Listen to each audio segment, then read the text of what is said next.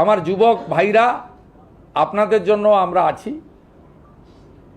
3000 টাকা করে অক্টোবর মাস থেকে পাবেন গ্র্যাজুয়েট যুবকরা। আর যারা গ্র্যাজুয়েট নন, যারা ন্যূনতম শিক্ষা বা একটা শিক্ষা নিয়েছেন তার পূর্ণাঙ্গ গাইডলাইন আমরা বের করব, তারা 2000 টাকা করে পাবেন। এক্ষেত্রে বাজেট বইতে যেটা আছে সেটা হচ্ছে মাসে যারা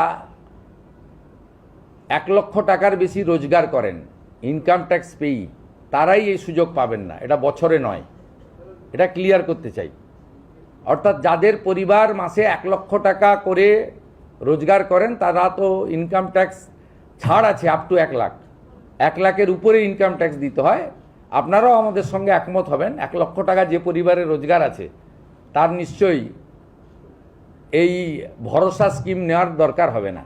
সেটাই বলা হয়েছে, এটা কিন্তু বাৎসরিক ইনকামের ক্ষেত্রে প্রযোজ্য হচ্ছে না।